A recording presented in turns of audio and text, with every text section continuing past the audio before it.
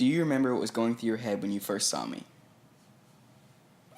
Yeah, because I'm going to have to change that baby's diaper because I first saw you in the hospital and you had just did your first big crap in your pants. So, yeah. But other than that, you were a beautiful baby at that point, and I enjoyed getting to hold you for the very first time. So, Who is the most important person in your life? Can you tell me about him or her? well, I'd have to say the most important person in my life would be my wife, Ann.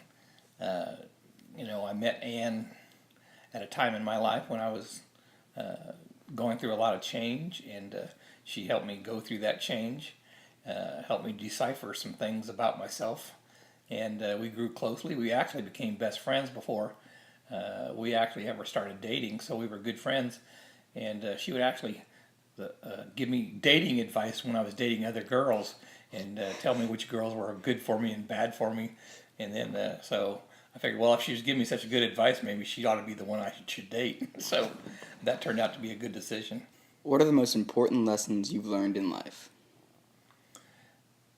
Probably the most important lesson would be just to be a straight shooter, be honest, get your work done, and move just straight forward. It seems like we spend a lot of time trying to please people or make up excuses for why things aren't getting done or uh, that sort of thing. And it turns out to be, if you're just straight about it to start with, it just makes it a whole easier path.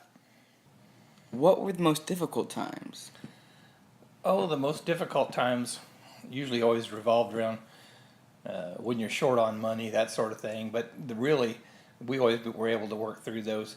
But the most difficult time that I can recall is when my sister moved back from Saudi Arabia and came to live with us, and I was actually living in our same house with us together.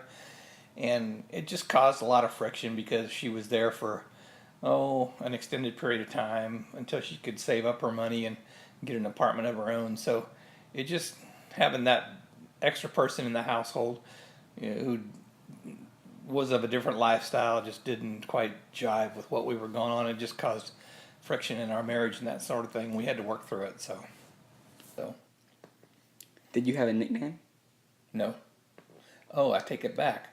Yes, my mom used to call me Marcus Aurelius. Why is that?